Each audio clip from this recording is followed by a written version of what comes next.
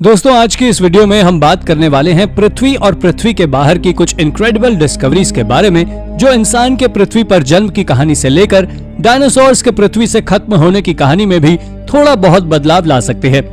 तो चलिए बिना किसी देरी के शुरू करते हैं इस मजेदार वीडियो को। Underground city in the desert. दोस्तों ये बात साल 1931 की है जब डॉक्टर एफ ब्रूस रसल ने एक कॉम्प्लेक्स टनल्स को डेथ वैली के गर्म रेगिस्तान के नीचे खोजा था। यह डिस्कवरी मिस्टर रसल के द्वारा किसी खास मकसद से नहीं की गई थी, पर जब मिस्टर रसल उस डेथ वैली के डेजर्ट में माइनिंग अपॉर्चुनिटीज को खोज रहे थे तब उसी दौरान एक गड्ढे में वो गिर गए थे जहां से उन्होंने पूरी एक टनल कॉम्प्लेक्स सिटी खोज निकाली थी। दरअसल जब शुरुआत में रसल और उनके कॉलेज फ्रेंड्स उस गड्ढे के अंदर गए थे तब किसी को भी इस बात का अंदाजा नहीं था कि ये पूरी एक सिटी है, लेकिन उन्होंने वहां से जब एक टनल से एक ममीफाइड जायंट को खोजा तब उन्हें पता लगा कि ये एक एंशिएंट सिटी है जहां जायंट्स रहा करते थे। आप जानकर चौंक जाएंगे कि जिस जायंट ममी को उन्होंने खोजा था उसकी हाइट 9 फीट थी, साथ ही उसका पहनावा भी काफी अलग था, जैसे वो एंशिएंट इजिप्ट से बिलोंग करता हो। Too many asteroids. हाल ही में साइंटिस्ट ने एक नई रिसर्च की है जिससे ये बात सामने निकलकर आई है कि आज से 66 मिलियन साल पहले डायनासोर्स का अंत किसी एक एस्टेरॉइड के टकराने से नहीं हुआ था, बल्कि उस समय कई छोटे बड़े एस्टेरॉइड पृथ्वी से टकराए थे। आई नो आपको ये बात सच नहीं लग रही होगी, लेकिन साइंटिस्ट पुरानी थ्योरी की जगह इस नई थ्योरी को लाने की कोशिश कर रहे हैं। दरअसल बात कुछ ऐसी है कि साइंटिस्ट ने वेस्ट अफ्रीका के कोस्ट पर एक और गड्ढा खोजा है जो एस्टेरॉइड के टकराने के कारण बना था। हालांकि ये उस गल्फ ऑफ मेक्सिको में गिरे एस्टेरॉइड के जितना बड़ा था जिसने 110 मील चौड़े चिक्सक्लॉप क्रिएटर को बनाया था, लेकिन ये अफ्रीका के कोस्ट पर मिला एस्टेरॉइड के कारण बना गड्ढा भी करीब 5 मील तक चौड़ा है, जिसे साइंटिस्ट ने नादिर नाम दिया है, जो पानी के अंदर 1300 फीट की गहराई में है। इसके बारे में यूनिवर्सिटी ऑफ एरिज़ोना के महान साइंटिस्ट वेरोनिका ब्रे का मानना है कि इसके पानी में गिरने से करीब 3000 फीट की बाढ़ आई होगी, जो वाकई में इसे एक बड़ी खोज बनाता है। Fishing for fossils. ये चौंका देने वाली डिस्कवरी नेब्रास्का में एक फिशिंग टूर्नामेंट के दौरान की गई थी। दरअसल जब एंडी मोर नाम का आदमी साउथ डेकोटा में हो रहे एक फिशिंग कंपटीशन के दौरान मछलियां पकड़ रहा था तब उसका हुक पानी के अंदर मौजूद किसी चीज में जाकर फंस गया था। दोस्तों जब उसने अंदर जाकर देखा तो पाया कि उसका हुक एक स्केलेटन में फंसा हुआ था, और जब उसने उस स्केलेटन को बाहर निकाला तो उन्होंने बताया कि ये या तो किसी हिरण का स्केलेटन है या किसी कैटफिश का, और उन्होंने इसकी फोटो खींचकर सोशल मीडिया पर पोस्ट कर दी। मगर जब एक्सपर्ट्स की नजर उस पर पड़ी और उन्होंने उसके ऊपर रिसर्च की तो उन्हें पता लगा कि यह स्केलेटन किसी हिरन या कैटफिश का नहीं है, बल्कि ये 90 मिलियन साल पुराना फॉसिल है जो कि एक 20 फीट बड़े बुलडॉग फिश का था, और ये फिश क्रिटेशियस पीरियड के दौरान इस पृथ्वी पर रहा करती थी। अब तो आप स्वयं ही अंदाजा लगा सकते हैं कि यह कितनी बड़ी खोज है। Rare purple pearl. इस रेयर पर्पल पर्ल की खोज पेनिसिल्वेनिया के स्कॉट ओवरलैंड में अगस्त 2022 में ही की गई है।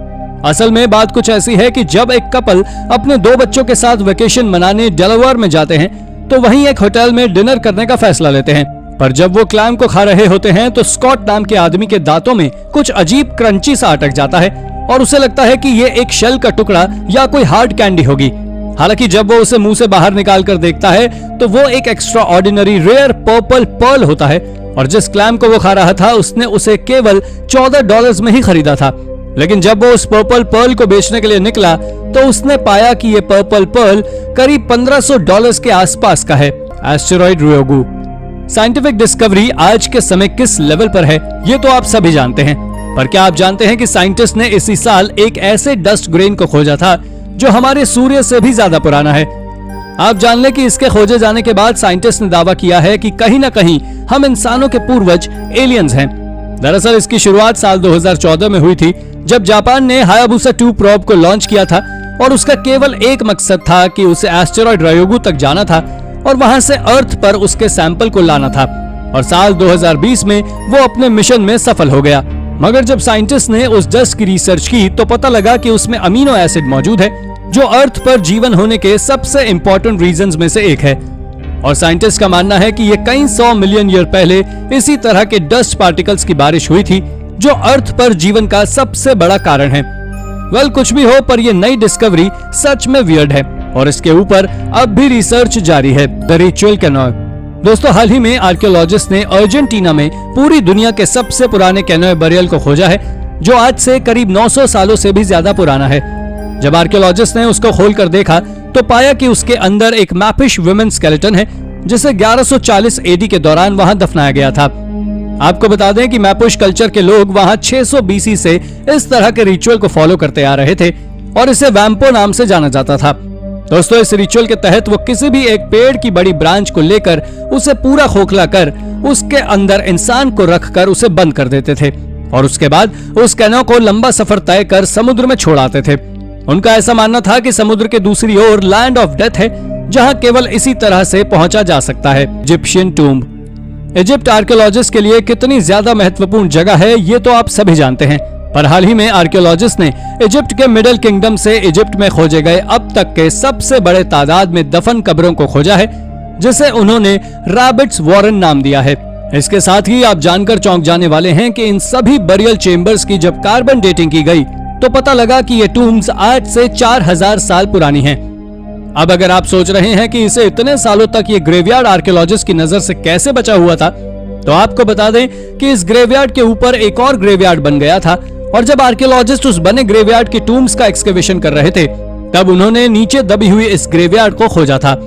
इस एक्सकेवेशन को यूनिवर्सिटी ऑफ अलाबामा और इजिप्शियन मिनिस्ट्री ऑफ एंटिक्विटीज के द्वारा अंजाम दिया गया था, जहां से उन्होंने कुल 802 कब्रों को खोजा था। Discovery on Mars. ये खोज भी साल 2022 की ही है, जब नासा के परसेवरेंस रोवर ने मार्स के सरफेस पर एक चौंका देने वाली खोज की थी। दरअसल जब इस रोवर ने नासा के सरफेस पर पहुंचकर अपने ड्रिलिंग इक्विपमेंट का यूज कर मार्स के कोर से कुछ सैंपल जोड़े, तब तक तो सब ठीक था।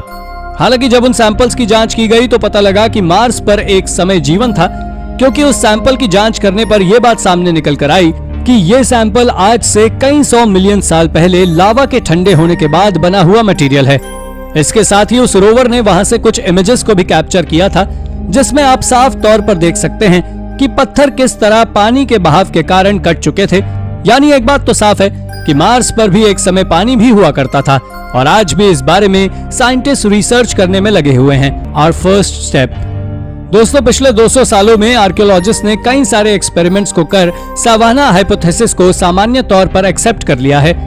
इस हाइपोथेसिस के अनुसार ह्यूमन एवोल्यूशन अफ्रीका के खुले ग्रासलैंड से हुआ था और आपको बता दें कि इस थ्योरी में ऐसा भी बताया गया है कि आज से 8 मिलियन साल पहले के इंसान घने जंगलों में रहते थे, लेकिन 8 मिलियन साल पहले घने जंगल 2 हिस्सों में टूट गए और हमारे पहले पूर्वज पहली बार 2 पैरों पर चलना सीखे थे।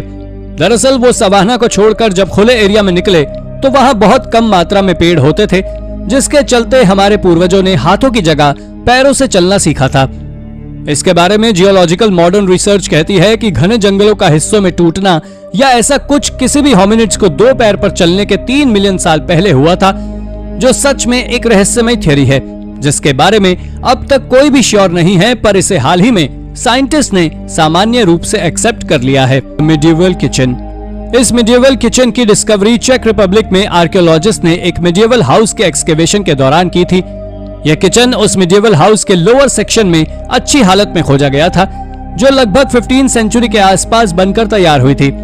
इसके साथ ही वो घर पिछले 600 सालों से पूरी तरह अनटच्ड था और उस किचन में कई जरूरी चीजें थी, जैसे कि ब्रिक ओवन, ह्यूज अर्थ, सिरेमिक वेसल्स और लगभग सभी छोटी मोटी चीजें मौजूद थी जिसे कुकिंग के लिए उस समय यूज किया जाता था, जिससे आर्कियोलॉजिस्ट ने यह अंदाजा लगाया था कि यहाँ एक लोकल एलीट रूलर रहा करता था। Ancient Alabama.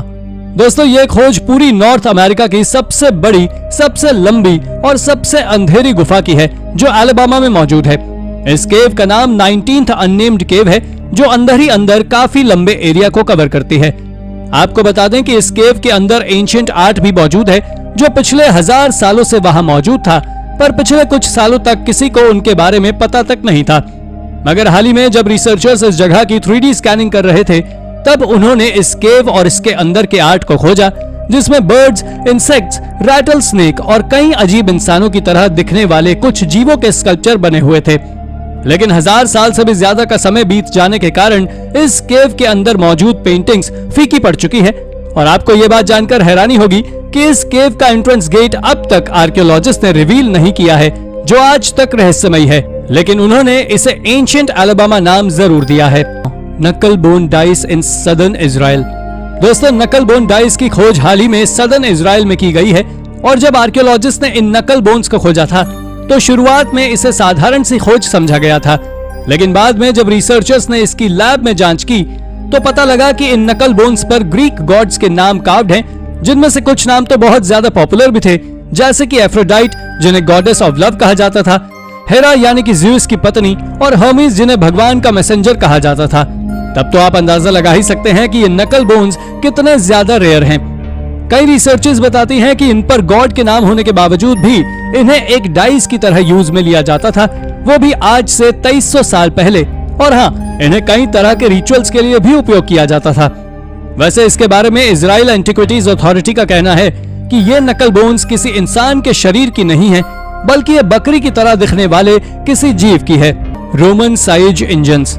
इसके बाद अब हम बात करने वाले हैं इजराइल में खोजे गए एक रोमन एम्पायर के समय के सेज इंजन के बारे में, जिसे आज से 2000 साल पहले यरूशलेम को मिटाने के लिए रोमन के द्वारा यूज किया गया था।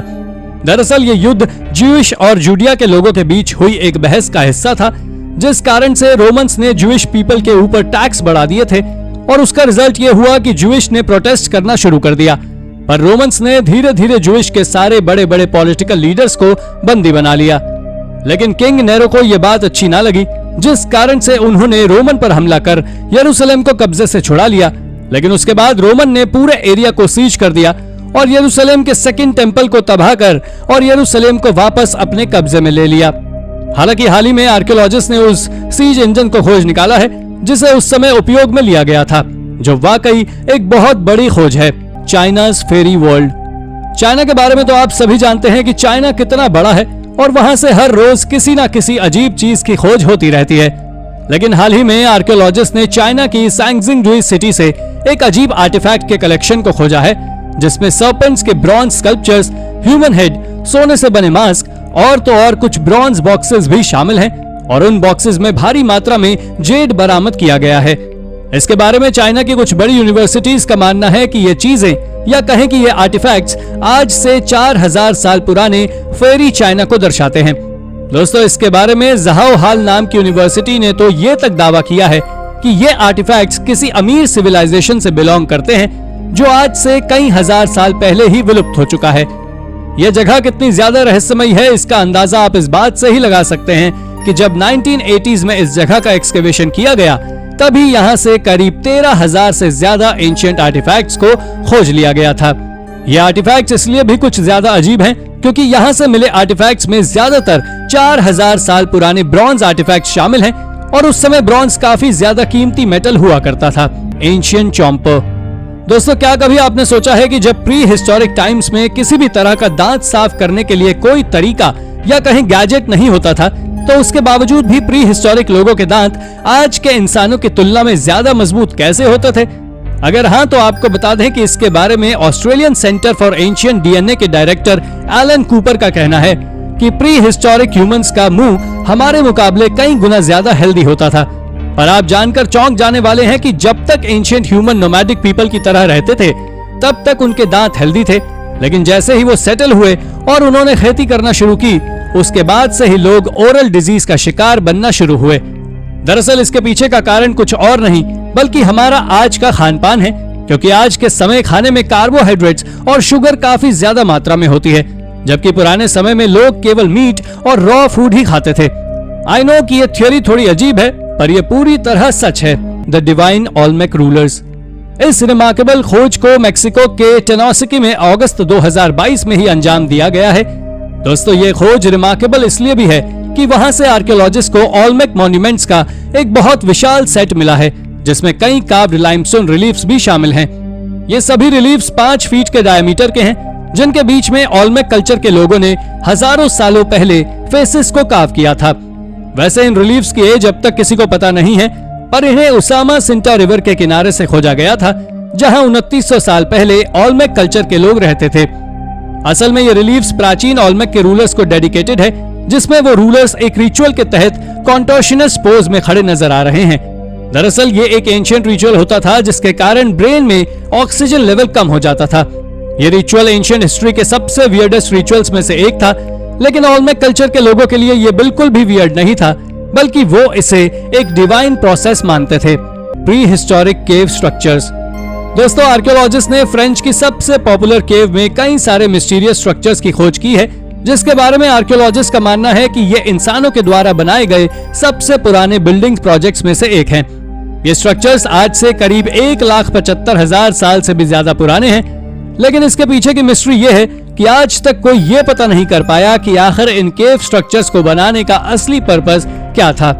ऐसा नहीं कि इन केव्स में कोई रहता नहीं था, बल्कि इन केव्स में आज से 1,00,000 साल पहले निएंडरथल्स रहा करते थे।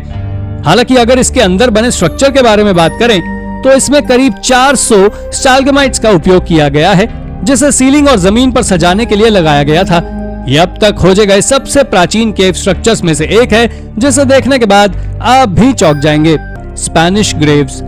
चलिए तो अब बात करते हैं पूरी दुनिया की सबसे पुरानी मुस्लिम सिमेट्रीज के बारे में, जिसे हाल ही में स्पेन के आइबेरियन पेनिनसुला में मौजूद सबसे पुरानी आर्कियोलॉजिकल साइट से खोजा गया है।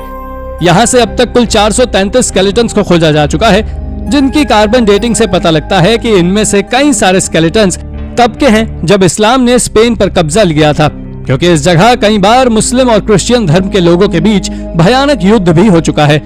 मगर इसके कई सालों बाद काफी कोशिश करने के बाद क्रिश्चियन धर्म के लोगों ने इस्लामिक रूलर्स को स्पेन से बाहर निकाल दिया था, जिसके बाद का इतिहास अब तक गायब है और सभी के लिए एक मिस्ट्री बना हुआ है। लेकिन हाल ही में मिली इन ग्रेव से ये बात तो सच साबित होती है कि एक समय पर इस जगह इस्लामिक रूलर्स और क्रिश्चियन रूलर्स के बीच घमासान युद्ध लड़ा जा चुका है। The boy with yo yo. दोस्तों, आज के समय बना हुआ यो-यो असल में आज से 2800 सालों पहले ग्रीक के द्वारा बनाया गया था, जिसे आज दूसरा सबसे पुराना टॉय माना जाता है, क्योंकि ह्यूमन हिस्ट्री का सबसे पहला पुराना टॉय एक डॉल है। इस यो-यो के बारे में ऐसा कहा जाता है कि इसे चाइना में बनाया गया था, उसके बाद ये ईस्ट में पहुंचा और फिर एंशिएंट ग्रीक के हाथों में लग गया, और एंशिएंट ग्रीक के हाथों में जाने के बाद ये काफी ज्यादा पॉपुलर हो गया और ग्रीक पीपल यो-यो की मीनिंग कम कम से मिलाकर देखने लगे, जिसके बाद ग्रीक पीपल इसे लकड़ी से बनाकर तैयार करने लगे और ये पूरी दुनिया में काफी ज्यादा फेमस हो गया। दोस्तों, आपको ये जान लेना चाहिए कि जिस तरह से आज मार्केट्स में मिलने वाले यो-यो पर सुपर हीरोज बने होते हैं, ठीक उसी तरह ग्रीक लोग इस पर भगवान की कार्विंग्स बनाते थे। पर किसी खिलौने पर भगवान की कार्विंग्स को बनाने के बारे में एक्सपर्ट्स का कहना है कि वो इस टॉय को ब्लेसिंग का प्रतीक मानते थे। Ancient Assyrian tunnels. ये बात साल 2014 की है, जब इराक में आइसिस एक्सट्रीमिस्ट घूमने गए थे। तब उन्होंने वहां मौजूद कई सारी टूटी हुई बिल्डिंग्स, श्राइन और भी कई चीजों के वीडियो को बनाकर सोशल मीडिया पर पोस्ट किया था। दोस्तों, जब ये वीडियो आर्कियोलॉजिस्ट के हाथों में लगी और उन्होंने खोज शुरू की तो पाया कि वहां एक एंशिएंट टनल भी मौजूद है, जो पूरी तरह कार्विंग से भरी हुई है, और उन सभी चीजों की कार्बन डेटिंग से पता लगा कि ये कार्विंग्स असीरियन एम्पायर के समय की है। आपको बता दें कि ये बात इतिहास के पन्नों में छिपी हुई है कि इस्लाम, इराक और पर्शिया के पहले वो जगह असीरिया हुआ करती थी, जो एक समय पर मेसोपोटामिया की सबसे बड़ी सिटी भी हुआ करती थी, जिसने 14 से 7 सेंचुरी बीसी तक वहां राज किया था, और उनके सबूत मिलना आर्कियोलॉजिस्ट के लिए किसी खजाने से कम नहीं है। Alien signals. दोस्तों, जून 2022 में चाइना की मिनिस्ट्री ऑफ साइंस ने क्लेम किया कि स्पेस में मौजूद उनकी सैटेलाइट ने कुछ ऐसे सिग्नल्स रिकॉर्ड किए हैं जो कि हमारी दुनिया से अलग हैं। साइंटिस्ट के मुताबिक ये सिग्नल्स किसी एलियन सिविलाइजेशंस के हो सकते हैं जो हमारी धरती से बाहर किसी जगह रहते हों। हालांकि कई साइंटिस्ट चाइना के इस क्लेम को नहीं मानते, क्योंकि उनका मानना है कि पॉसिबली ये सिग्नल्स रेडियो इंटरफेरेंस के कारण भी दूसरे सिग्नल से अलग हो सकते हैं। इसलिए ऑफिशियली अभी इसके ऊपर कुछ भी कहना सही नहीं होगा, बट इन सिग्नल्स के ऊपर रिसर्च अभी भी जारी है। आपको जानकर हैरानी होगी कि मिनिस्ट्री ऑफ साइंस की तरफ से ऑफिशियली ये खबर आने के तुरंत बाद उन्होंने अपनी वेबसाइट से इस खबर को अननोन कारणों की वजह से हटा दिया। लेकिन अब फायदा क्या, इतनी देर में तो यह खबर पूरी दुनिया को लग चुकी थी। अब पूरी दुनिया चाइना की इस खबर की सच्चाई की खोज में जुट गई है कि वास्तव में इसमें कुछ सच्चाई है या फिर हमेशा की तरह सिर्फ Chinese propaganda. The truth of the black death. Black death को दुनिया का अभी तक का सबसे डेडलीस्ट एपिडेमिक माना जाता है, जिसने पूरी दुनिया में करीब 75 मिलियन लोगों को अपने आगोश में ले लिया था। 1346 से 1353 के बीच फैली इस बीमारी के बारे में पहले कहा जाता था कि इसका प्रभाव सिर्फ कुछ ही लोगों को होता था, सबको नहीं। लेकिन आपको जानकर हैरानी होगी कि हाल ही में साल 2022 में साइंटिस्ट की एक रिसर्च ने यह साबित करते हुए कहा है कि ब्लैक डेथ से हर उस इंसान की डेथ हुई थी जिसकी इम्यूनिटी कमजोर थी। रिसर्चर्स इस बात को मानते हैं कि मिडिल एजेस में लोगों के शरीर में मिनरल्स की काफी कमी थी, जिस वजह से ब्लैक डेथ उन्हें काफी इफेक्ट कर रहा था। दोस्तों, इस बीमारी ने 15वीं सदी में आज के कोविड-19 से कहीं ज्यादा उत्पात मचाया था। आपको जानकर हैरानी होगी कि इस रिसर्च को करने के लिए साइंटिस्ट ने करीब 400 स्केलेटन्स के ऊपर रिसर्च की थी, जिसके फलस्वरूप ये रिसर्च हमारे सामने आ पाई है। Science on Europa. दोस्तों, हमारे सोलर सिस्टम के सबसे बड़े प्लैनेट जुपिटर के बारे में रिसेंटली पब्लिश्ड एक रिसर्च ने तहलका मचा दिया। दरअसल इस रिपोर्ट में कहा गया था कि नासा के वैज्ञानिक इस बात को मानते हैं कि जुपिटर का एक मून, जिसे हम यूरोपा के नाम से जानते हैं, उसके आइसी फ्रीज सरफेस के नीचे लिक्विड शेप में पानी है। वुड्स होल ओशनोग्राफिक इंस्टीट्यूशन के साइंटिस्ट टिम शैंक बताते हैं कि दुनिया में जीवन की शुरुआत पानी से हुई थी, इसलिए अर्थ पर मौजूद हर उस जगह जीवन है जहां जहां पानी है, भले ही वो ऐसी जगहें क्यों ना हो जहां पर रोशनी का नामो निशान तक ना हो। इसलिए इस बात में अगर सच्चाई है कि यूरोपा का इनर सरफेस पानी से भरा हुआ है, तो फॉर श्योर इस जगह पर भी समुद्री जीवन हो सकता है। पॉसिबली ये जगह पर बड़े बड़े जायंट्स का घर हो। Exotic black hole. साल 2022 में स्पेस रिसर्च साइंटिस्ट ने एक ऐसा मिस्टीरियस ब्लैक होल खोज निकाला है जो अभी तक मिले बाकी ब्लैक होल से काफी अलग है। नॉर्मली एक स्टार के खत्म होने पर जब वहां के एरिया की ग्रेविटेशनल फोर्सेस बढ़ जाती हैं, तब तक एक्सप्लोजन के साथ ब्लैक होल्स का निर्माण होता है। लेकिन अर्थ से करीब 1,60,000 लाइट ईयर दूर स्थित टारंटुला नेबुला रीजन में मिला ये ब्लैक होल बिना किसी एक्सप्लोजन के ही एग्जिस्टेंस में आ गया। साइंटिस्ट बताते हैं कि इस ब्लैक होल का मास हमारे स्टार सन से करीब 9 टाइम्स है। वहीं जिस स्टार की ये परिक्रमा लगा रहा है, उसका मास हमारे सन से करीब 25 टाइम्स है, जो कि एक काफी बड़ी बात है। ये ब्लैक होल इतना ज्यादा मिस्टीरियस इसलिए है क्योंकि ये बाकी ब्लैक होल से काफी अलग है। हालांकि इसकी पूरी प्रॉपर्टी समझने के लिए साइंटिस्ट के लिए अभी भी बहुत मेहनत करना बाकी है। Artificial star. दोस्तों, रिसर्च के क्षेत्र में साइंस ने इतनी तरक्की कर ली है कि क्या ही बोले। अब हाल ही में दुनिया भर की न्यूज में छाए रहने वाले चाइना द्वारा बनाए गए आर्टिफिशियल सन को ही देख लीजिए। आपको जानकर हैरानी होगी कि न्यूक्लियर फ्यूजन टेक्नोलॉजी पर वर्क करने वाले इस आर्टिफिशियल सन ने नेचुरल सन से करीब 5 गुना ज्यादा हीट जनरेट की, जिसे वो करीब 17 मिनट तक होल्ड करके रख पाया। Record breaking 158 million degree Fahrenheit temperature reading दर्ज करने वाले इस आर्टिफिशियल सन ने इन्वेंशन की दुनिया में तहलका मचा दिया है। दोस्तों, ऐसा इसलिए है क्योंकि न्यूक्लियर फ्यूजन को नीट एंड क्लीन एनर्जी के सोर्स के रूप में देखा जाता है। इसलिए अगर चाइना का यह प्रोजेक्ट सक्सेसफुल साबित होता तो दुनिया में ये एक रेवोल्यूशनरी चेंज लाने वाला है, क्योंकि पॉल्यूशन से भरी इस दुनिया में क्लीन एनर्जी की हर देश को जरूरत है। The balancing rock. स्पेस के बारे में तो हमेशा ही रिसर्च वर्क जारी रहता है, but at present Mars space scientist की सबसे बड़ी प्रायोरिटी है, जहां पर वो सालों से जीवन की खोज में जुटे हुए हैं। इस रिसर्च में नासा ने साल 2021 में मार्स पर अपने परसेवरेंस रोवर्स भेजे थे, जिन्होंने वहां से कई सारे ऐसे एविडेंस भेजे जिससे यह पता लग सकता है कि मार्स पर ऐसा बिल्कुल भी नहीं था जैसा कि वो आज दिखता है। दरअसल वहां मौजूद रिवर्स और माउंटेन्स के सबूत इस बात की पुष्टि करते हैं कि किसी जमाने में यह प्लैनेट काफी ज्यादा हरा भरा हुआ करता था। शायद ही आपको मालूम हो कि इन रोवर्स द्वारा भेजी गई इस इमेज में एक ऐसी बैलेंसिंग रॉक भी दिखाई दी जो बिना किसी सपोर्ट के एकदम बराबर माउंटेन टॉप पर रखी हुई थी। इनको देखकर ऐसा लग रहा था मानो इसे किसी ने उस जगह जमाया हो। अनप्रेडिक्टेड ग्रेविटेशनल फोर्स वाले इस प्लैनेट पर इस तरह का बैलेंसिंग रॉक का होना अपने आप में एक अनोखी बात है। The James Webb telescope. Space research की दुनिया में दिन ब दिन नए नए आयाम गढ़े जा रहे हैं, जिसमें अंतरिक्ष को चीरते हुए हम इंसान अपार संभावनाओं वाले अंतरिक्ष को और भी नजदीक से जानने के काबिल बनते जा रहे हैं। स्पेस रिसर्च के इसी क्रम में सबसे बड़ा रोल प्ले किया है जेम्स वेब टेलीस्कोप ने, जिसके बारे में क्लेम किया जाता है कि यह टेलीस्कोप अभी तक दुनिया का सबसे एडवांस टेलीस्कोप है, जो धरती से लाखों लाइट ईयर दूर स्थित गैलेक्सीज की फोटोज क्लिक कर सकता है। दोस्तों, इस टेलीस्कोप के लॉन्च होने के मात्र एक हफ्ते बाद ही इसने दुनिया की अभी तक मिली सबसे पुरानी गैलेक्सी की तस्वीर निकाली, जिसकी उम्र करीब 13.5 बिलियन ईयर्स है। इस गैलेक्सी के मिलने से हाल फिलहाल ये तो कंफर्म हो गया है कि अंतरिक्ष उससे भी काफी पहले से मौजूद में है, जैसा कि हम मानते हैं। आई होप कि ये टेलीस्कोप ऐसी ही इंटरेस्टिंग रिसर्च हम सभी के सामने लाता रहे, जिससे हमें ऐसे ही अपने अंतरिक्ष के बारे में जानकारी मिलती रहे। Death of the pedal fish. दोस्तों, दुनिया में डायनासोर्स के वक्त से एग्जिस्टेंस में रहने वाली चाइनीज पैडल फिश को साल 2022 में ऑफिशियली एक्सटिंक्ट करार दे दिया गया।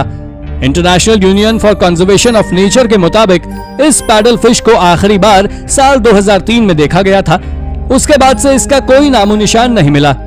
आपको जानकर हैरानी होगी कि करीब 23 फीट लंबी ये फिश दुनिया की सबसे रेयर स्पीशीज में से एक थी, जो अब दुनिया से जा चुकी है। दोस्तों, इस फिश एक्सटिंक्ट होने के साथ साथ IUCN ने स्टर्जन और पैडल फिश की दूसरी 26 रेयर स्पीशीज के ऊपर रिसर्च की, जिसमें मालूम चला कि यह भी दुनिया से एक्सटिंक्ट होने की कगार पर है। बहरहाल, चाइनीज पैडल फिश के एक्सटिंक्ट होने की वजह से हर एनवायरमेंटल लवर सदमे में है, क्योंकि जो फिश उन एस्टेरॉइड्स के हमले से बची रही जिन्होंने इस धरती के सबसे बड़े जीव डायनासोर्स को मिटा दिया, वो आज हम ह्यूमंस के फैलाए प्रदूषण की वजह से दुनिया से खत्म हो चुकी है। Exposed glacier rocks. साल 2022 में कैनेडियन सिटी विक्टोरिया के सी शोर्स पर लो टाइड्स और शोर से पानी खिसकने के चलते सालों से पानी में दफन कुछ चट्टानें दिखाई देने लगी हैं। इन चट्टानों में ज्यादातर चट्टानें ग्रेनाइट की बनी हुई हैं, लेकिन इस जगह पर एक बड़ी सी चट्टान ऐसी भी है जो कि नॉर्मल ग्रेनाइट की नहीं बनी है। यूनिवर्सिटी ऑफ विक्टोरिया के प्रोफेसर एडविन निसन के द्वारा की गई रिसर्च के मुताबिक ये चट्टान यहाँ की नहीं है, बल्कि ये चट्टान नॉर्दर्न वैंकूवर के ग्लेशियर्स के पिघलने से पानी के बहाव के साथ इधर तक आई है। एडविन ये भी बताते हैं कि ये चट्टान करीब 10,000 से लेकर 20,000 साल पहले इस जगह आ गई होगी।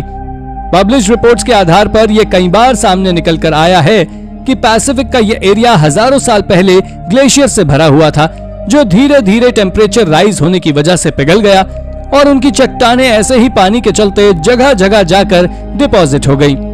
The domestication of olives. Israel के यूनिवर्सिटी ऑफ टेल अविव और हेब्रू यूनिवर्सिटी के साइंटिस्ट ने हाल ही में अपनी एक स्टडी पब्लिश की है, जिसमें उन्होंने इस बात को बताया है कि इजराइल में प्रसिद्ध ऑलिव्स को यहाँ सबसे पहली बार करीब 7,000 साल पहले जॉर्डन वैली से लाया गया था। आपको जानकर हैरानी होगी कि जिस एरा में लोग सही से खाना और पहनना तक नहीं जानते थे, उस एरा में लोगों को प्लांट्स को डोमेस्टिकेशन के बारे में काफी अच्छे से पता था। एक आर्कियोलॉजिकल एक्सकेवेशन के दौरान मिले चारकोल्स को स्टडी कर साइंटिस्ट इस बात तक पहुंच पाए हैं कि इजराइल वास्तव में ऑलिव्स का नेचुरल होना नहीं है, बल्कि इन्हें इस जगह कहीं और से लेकर लाया गया था, जो कि एक सफल एक्सपेरिमेंट साबित हुआ। और इसलिए आज हम दुनिया भर में लोगों को इजराइल के ऑलिव्स की तारीफ करते हुए सुनते हैं। माया क्रिप्ट।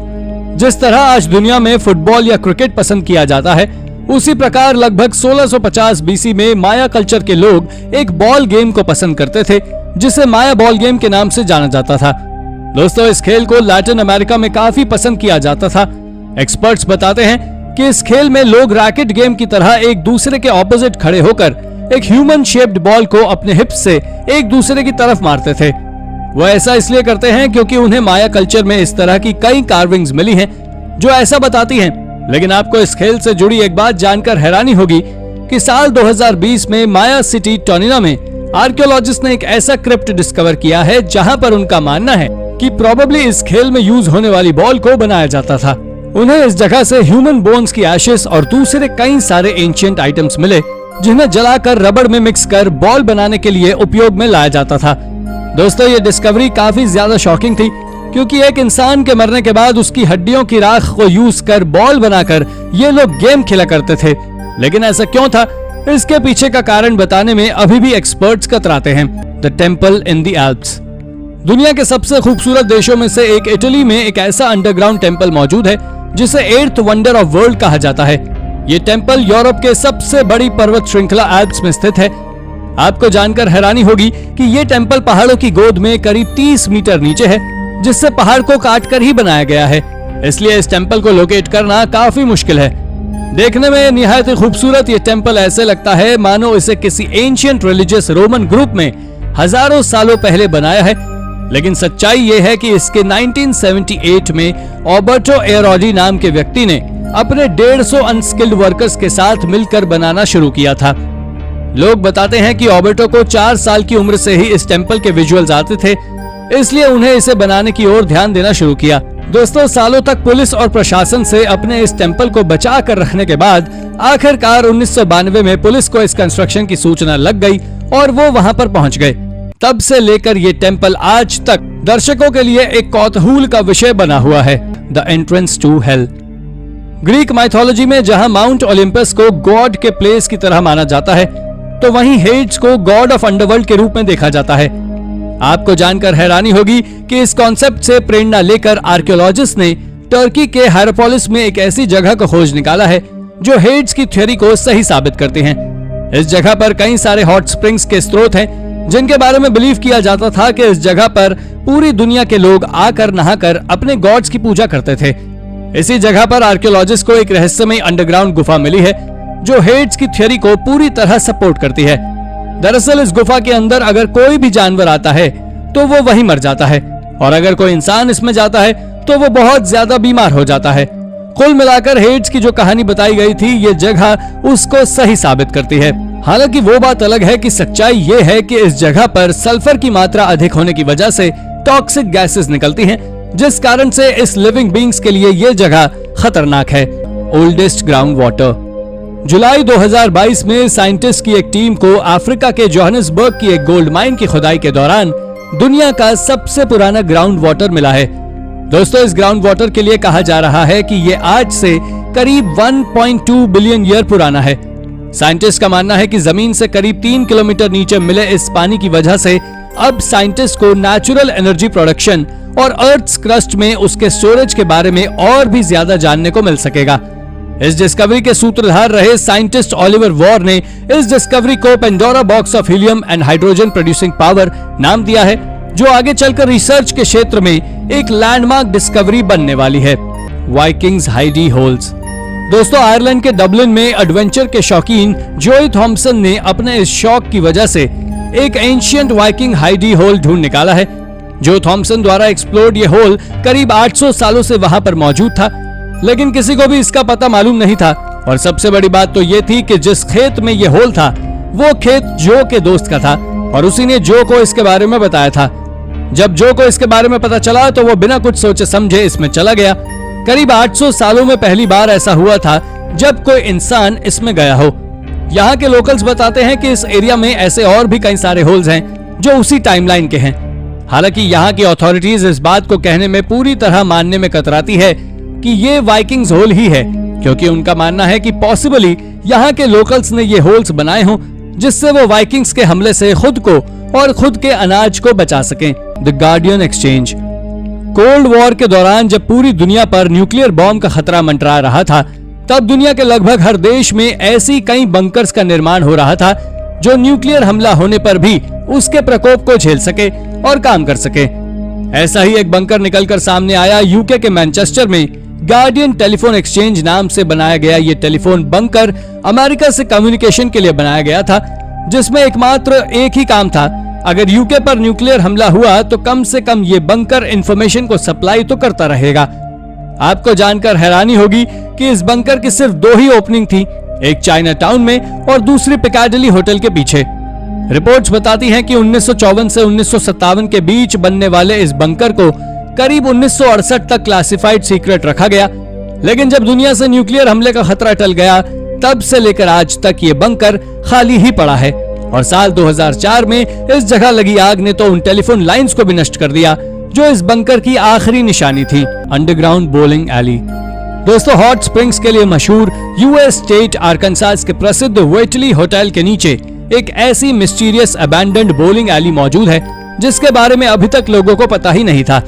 कहते हैं कि आज जहां पर यह वेटली होटल है, उस बिल्डिंग को 1904 में डॉक्टर्स ऑफिस और ड्रग स्टोर्स के लिए बनाया गया था, लेकिन जब यह हिडन बोलिंग एली सबके सामने आई तब हर कोई सोचने पर मजबूर हो गया कि आखिर ऐसी जगह पर इस एली का क्या काम।